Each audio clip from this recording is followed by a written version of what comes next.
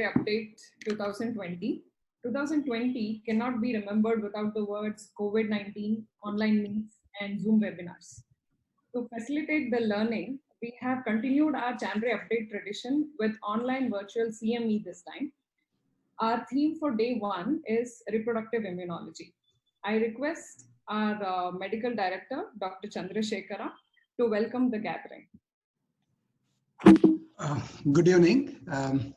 I think it's my privilege and, of course, the responsibility to carry on the things which we started 18 years back. And Chandra, as it stands, we have committed both for patients' care as well as for the academics. And in our endeavor, we have carrying it on from past 18 years. The update where we have touched upon various aspects of immunology and rheumatological diseases.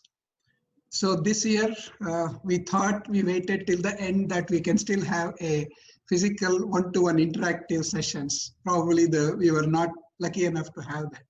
So as it is 2020, I think we still, as we remember it as one of the update where we had it in a different mode and a different way of communicating. In these two sessions, what we thought, though we have it on a single day when it is going to be physical, here we split it into two sessions because it's very difficult to keep staring at the LCD screen for more than 3 hours. So we split it into 2 days, one on Saturday evening and subsequent on the Sunday morning. On the Saturday evening, we thought we will focus on reproductive immunology, one of the area which is emerging in past 10 to 15 years. I can say we started this as a concept down at 1998, and gradually it has evolved much more than what it was anticipated when I was thinking about it in 98. And in the second half, I think with the COVID being pandemic, I think we cannot step away from the infection. We all thought that with the available antibiotic, antiviral, with the increased and improved hygienic conditions and our lifestyles, we thought we have done away with infection. And there struck a new virus called COVID, which literally disturbed the entire world and almost to some extent put us into such a distraught that probably we have not done much more fight against the infection and infective organisms. And in the second half of that is on the tomorrow, we will be covering on how autoimmune diseases is caused by the infection and how it interact with the infection, because we learned a lot of lessons in this COVID pandemic as an immunologist, where and how these viruses as well as the infectious diseases can interfere in development and progress of autoimmune disease. So I welcome all of you for this feast of academics in the next 2 days, today as well as tomorrow. I welcome all of you for this.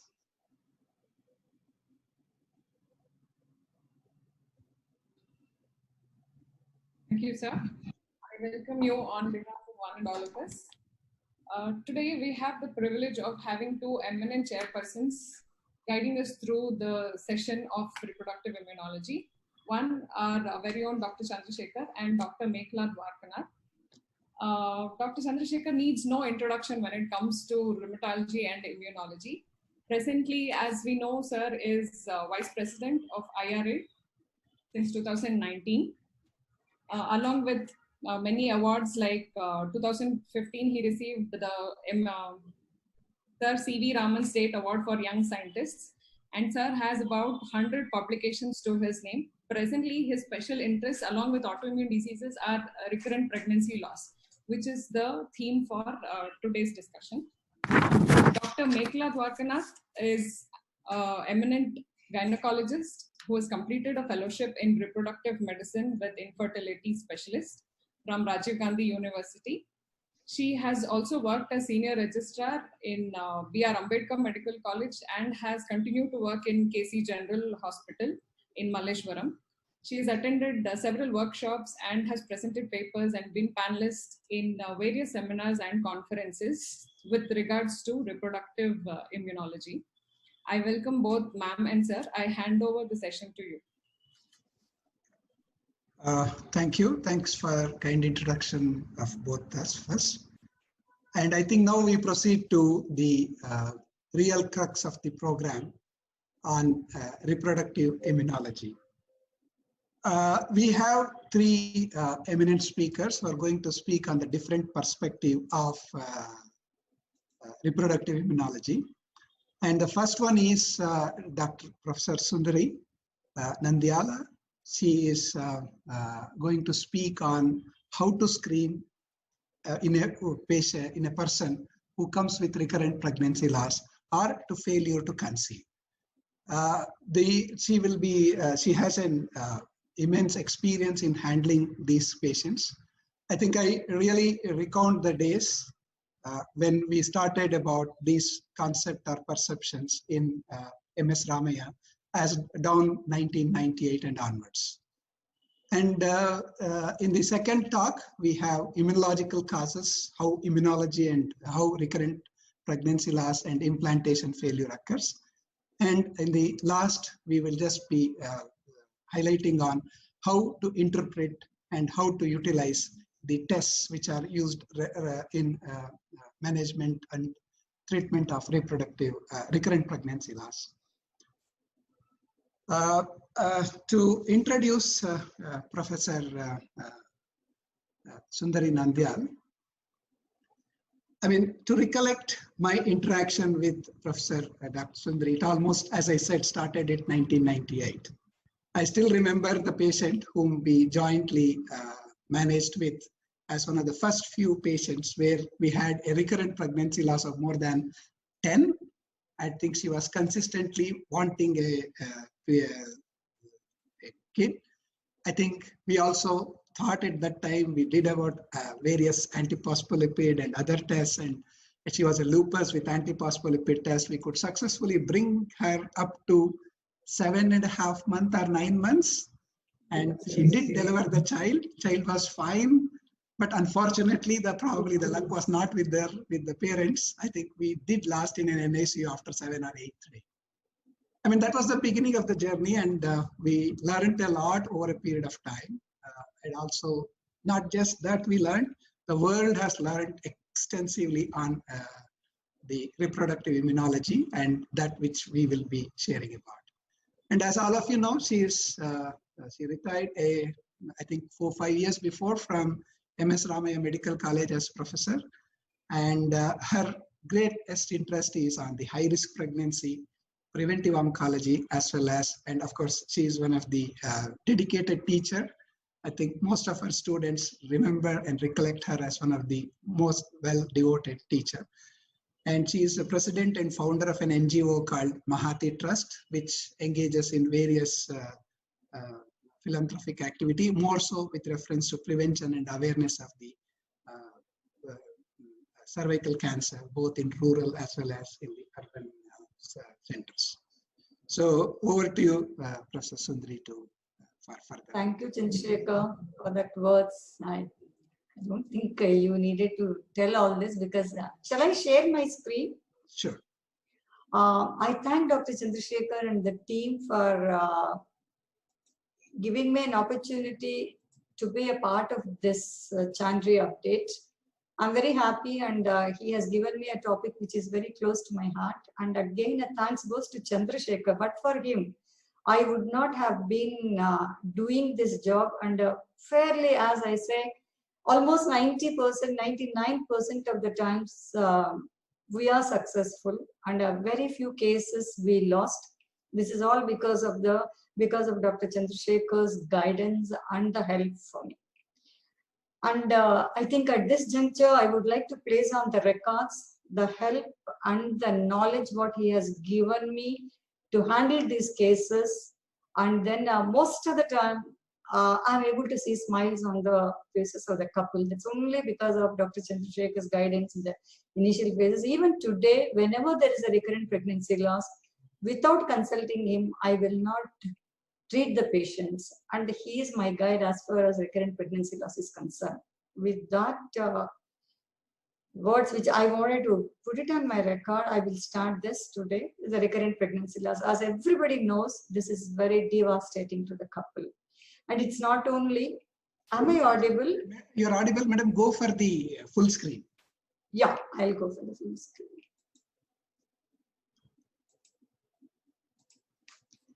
Yeah, it is a challenge for the obstetrician too. And each pregnancy loss make them very, very depressed and dismayed. Now, these are the few cases which really put us into a challenge. 7th pregnancy, with the 6 weeks of pregnancy, they come. Unfortunately, what happens is patients still won't come in between pregnancies for evaluation. They come they are very anxious to conceive. As soon as they conceive, they get apprehended because again, they may lose this pregnancy. So every time they land up with an early pregnancy to us. This is the 6th week of losing 5 previous pregnancies and in a different gestational ages, including one term death, intrauterine death. Now, this is I can never forget her, 47-year-old lady, 5 IVF pregnancies, conceptions, but all 5 was lost. With the 6th pregnancy, the word she said is, madam, this is last chance of mine. Can you save this child? And then, of course, this is a real challenge I had recently, 1.5 years back.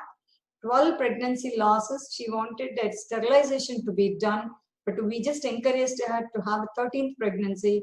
And she went through 13th pregnancy. And this time she has come back about a month back with her 14th pregnancy. Now, what are the causes in all these people? Is it the same or it is different in different women?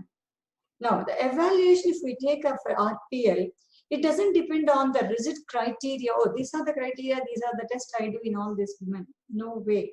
This is individual case basis we have to go through on the evaluation of these patients. Evaluation does not depend on only the number of pregnancy losses. It depends on various other factors like epidemiological factors, the high risk factors which the couple have, or even their habits, lifestyle and their life habits also will contribute to this. We need to remember.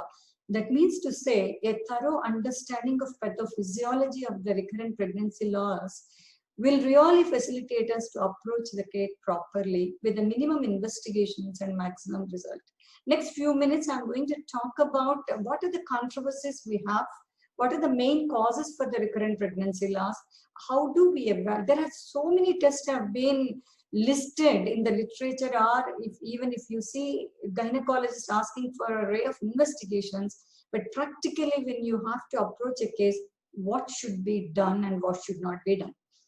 Now, this is an area of reproductive medicine which has a lot of gray areas, resulting in a lot of controversies and confusions in managing these cases. The controversy is so much so that starting from the definition to investigation to management, we have a lot of controversies because we don't understand reproductive immunology in depth. That's why whenever we have these cases, we look up to our immunologist to save us.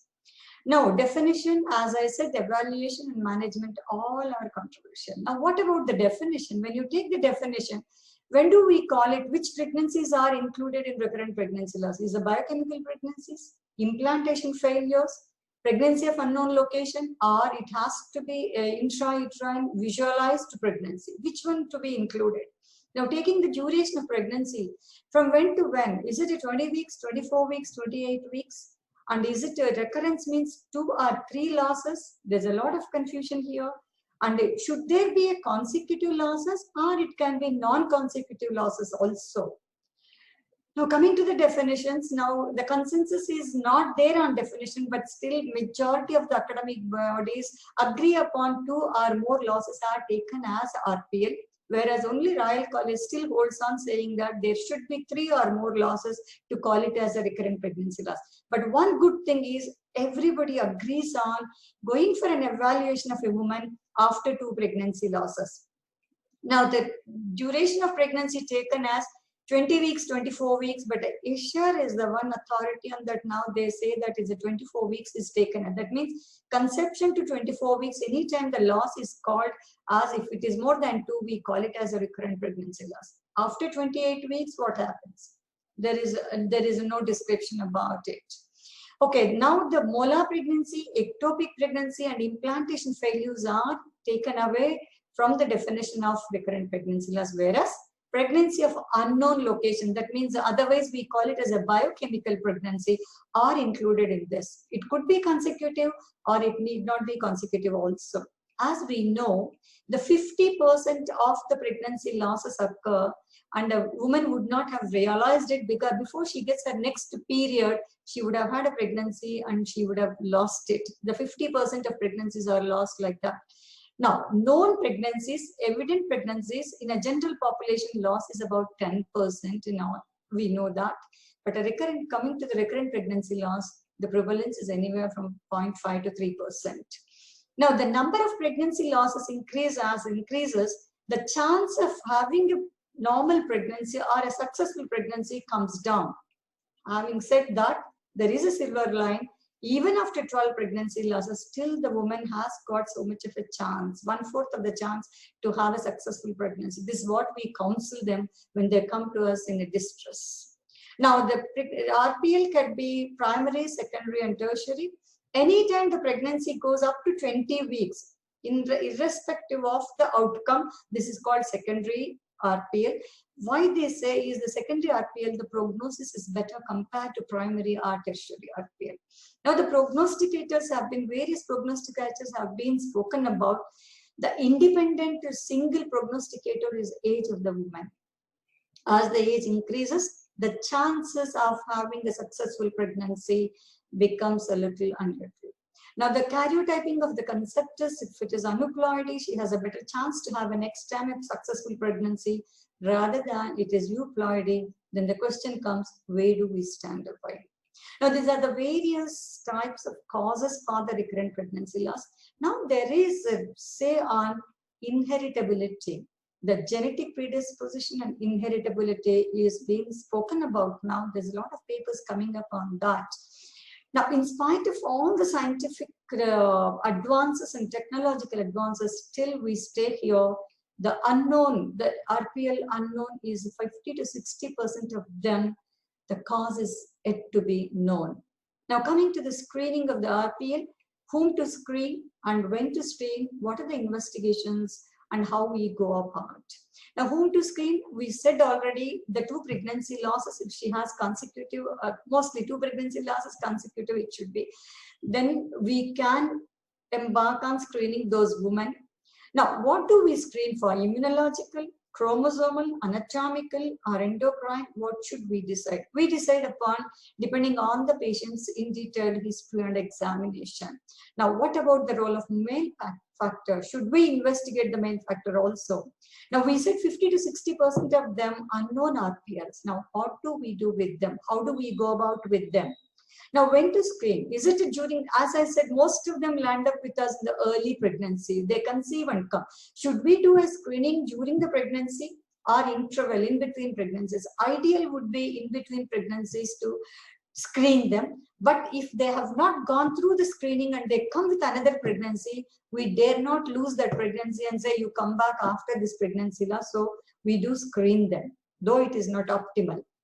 Now, what is the aim of our screening? Now, the diagnosing the cause, is it a big challenge, but still we try to diagnose what is the cause behind all these recurrent pregnancy losses. Once we know that, we prognosticate the future pregnancies. That's our aim. And what about the treatment? Should we treat them or should we intervene with some medication so that they'll have a successful pregnancy? This will be our aim in screening this woman.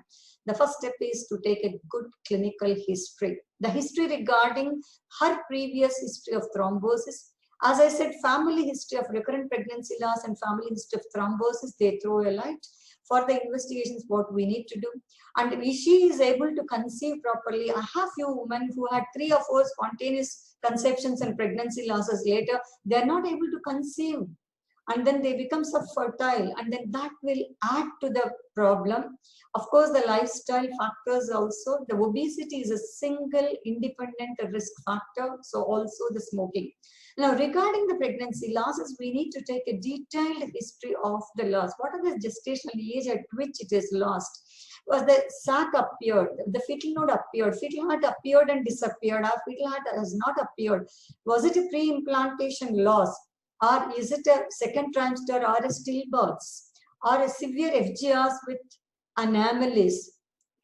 These are the histories we need to take. Coming to the physical examination, the telltale stories, look for telltale stories. This is the hirsutism, acne, and then of course a petechiae, and the thyroid examination. Of course, the weight, obviously we see this. These are all important things we need to look into when we are examining the patient. Now, investigations, as I said, no definite protocols for investigations, and we should depend upon, after the history and examination, we must be able to think what should be the most likely cause in her, and those are the investigations we'll take it as a first line investigations. Now, even today, even in Bangalore city, whenever a patient goes with RPL, most of the people ask for two tests. That is, one is the chromosomal karyotyping of the couple, and other one is the torch infections. Now, coming to the chromosomal analysis, now when do? We'll just say, no doubt that 75 to 90% of the first trimester losses are because of the chromosomal aberrations.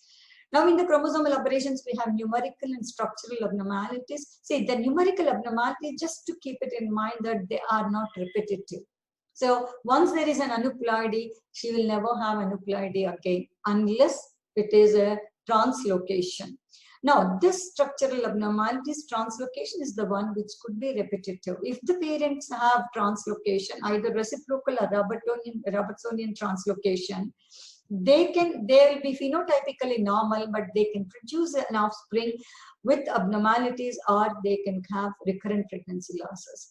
In the general population, if we see the women who have recurrent pregnancy losses, 4 to 5% of them may be a balanced translocators. That's one thing which tells us that we have to go for the chromosomal analysis in this. Now, what is the protocol given that? This is not the parental karyotyping we need to do first.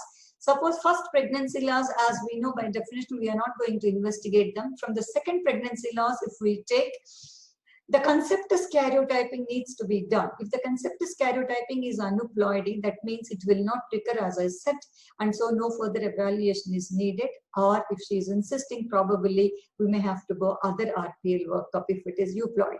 Suppose the third pregnancy also she comes with a loss, then that conceptus karyotyping again need to be done. If suppose it is an unbalanced translocation, then there is a need for parental karyotyping and pre-genetic evaluation. If it is euploidy again, probably the other factors of RPL we need to look in. Now, why we were hesitant to do the karyotyping is because karyotyping most of the time it used to fail because of the contamination of the blood, maternal blood, in the conceptus when we take, and then of course there is a dead tissue will be there and it won't grow. That's the reason why karyotyping of conceptus was not very popular, but the parental karyotyping used to be done. But now the things have changed. Now with the comparative genomic hybridization and the new generation sequencing, the conceptus karyotyping very successfully can be done. So probably we have to switch over to conceptus karyotyping. And if it is abnormal only, if it is unbalanced translocation only, we need to do karyotyping of the couple. Otherwise, we don't need to do. The previous cases, what I have shown, none of them I would do a karyotyping. Now, unbalanced translocation, parental karyotyping, not only parental karyotyping, the next pregnancy, the pre-implantation genetic, they have to go through IVF, and the pre-implantation genetics have to be done to know about the conceptus, how well it is, how ill it is. So, the routine pre-implantation genetics is not recommended, though many fetal medicine specialists do recommend that. The women who are more than 35 years of age, coupled with balanced translocation in them when they have, or a repeated aneuploidy in the conceptus, is the they are the indications for the PGD. Okay, now coming to the anatomical defects, there are various anatomical defects. There's a congenital anatomical defects or an acquired. This is probably cervical incompetence and leiomyoma.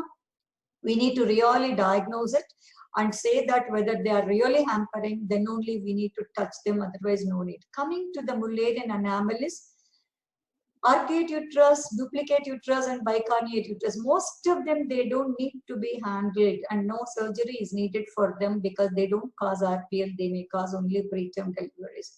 Now, the same thing with the unicornuate uterus, it will, of course, late trimester or the second trimester losses. This is one place where we do a prophylactic encerclage.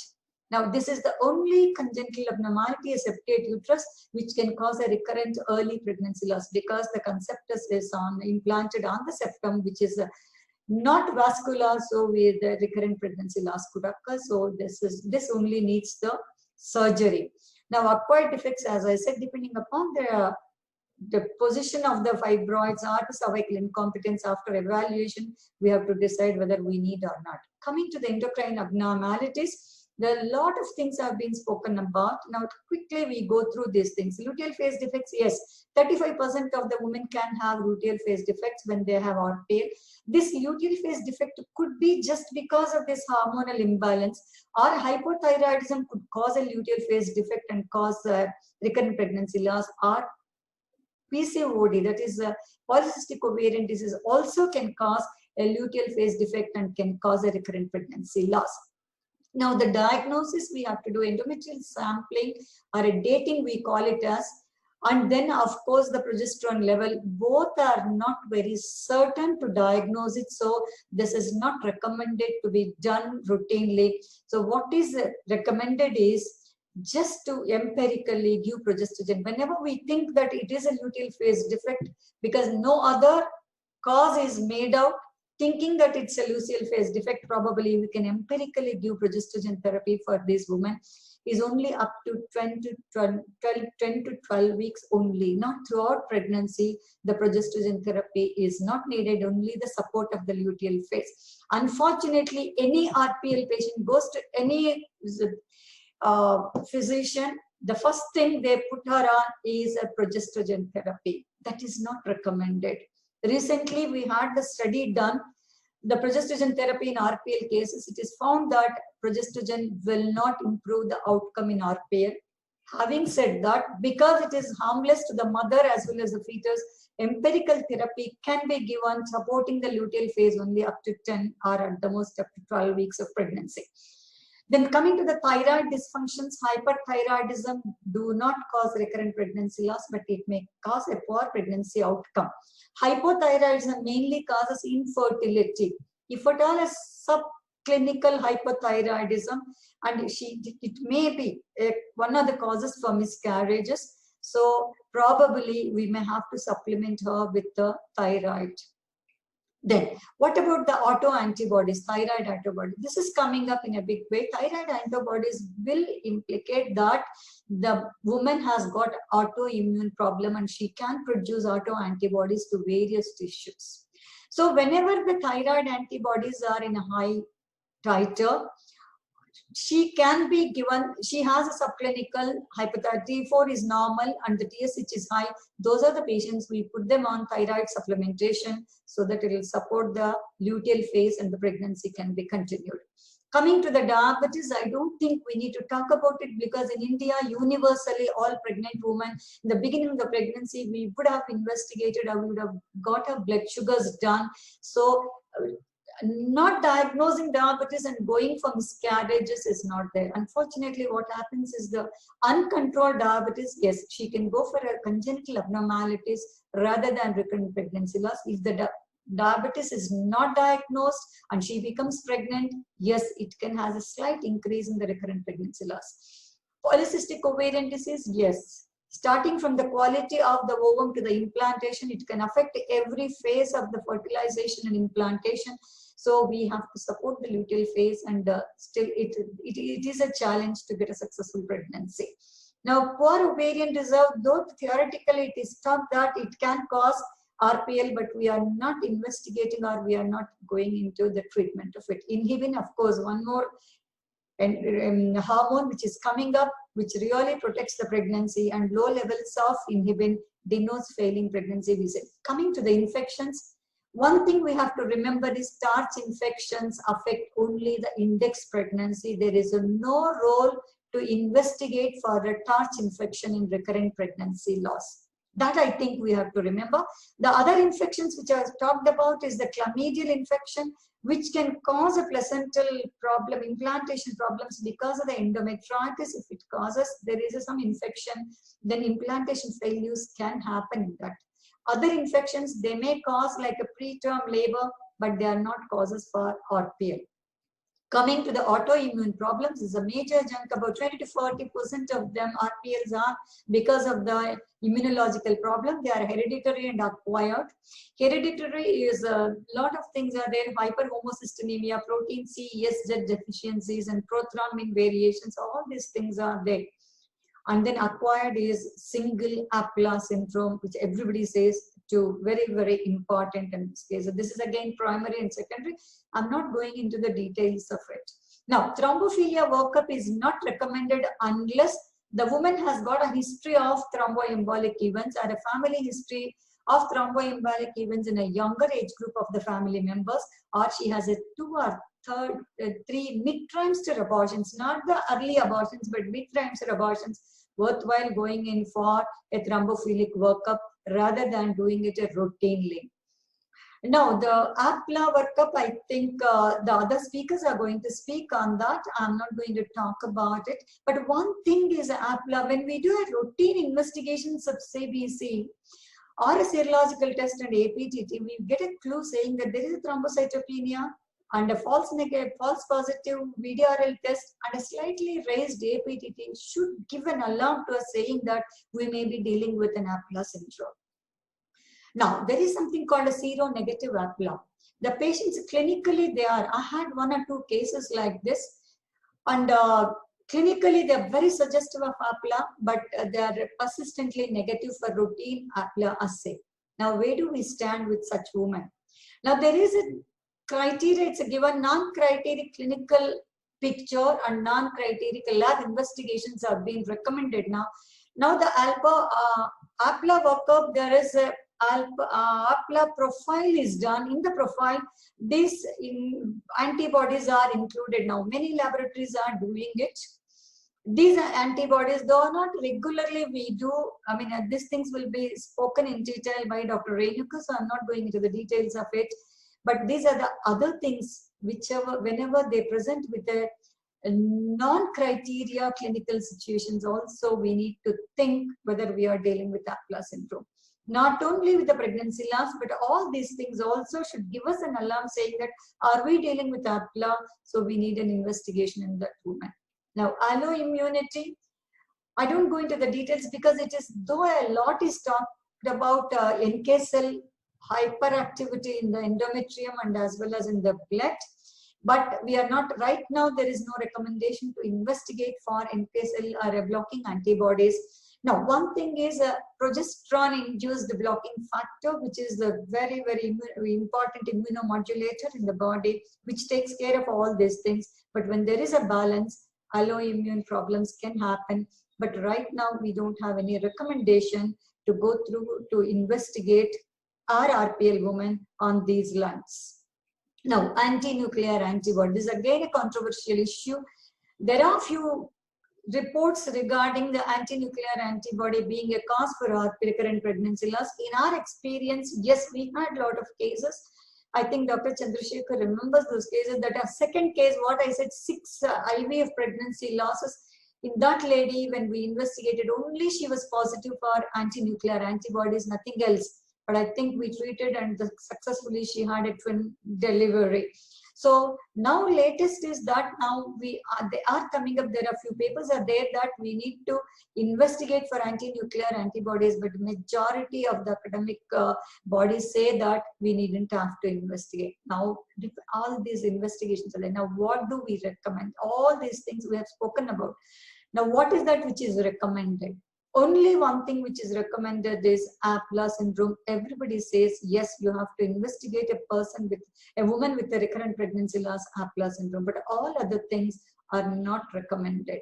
Now this is again RCOG case. Strong recommendation is the conceptus karyotyping, and after that a parental karyotyping if needed. And ultrasound examination of the uterus for the anomalies and APLA workup. Now their thyroid function test, alloimmune, HLA, this is not recommended. Not useful are the TARCH, as we said, all other things, a thrombophilia profile, we needn't have to do. Now the other things what we have to look into is lifestyle modifications. And then of course, this is the most important thing is you have to spend some time with the couple and then counsel them and then give them a hope that they can have one successful pregnancy. That is very, very important. Now still we have 50% of them unknown or clear. Is it really unknown or insufficient, or we are yet to know about it? These are all the things in line for a research. Now there are a lot of things are going on. What about the husbands or the paternal causes? There are, among all this is sperm DNA fragmentation and Y chromosome microdeletions can cause implantation failures.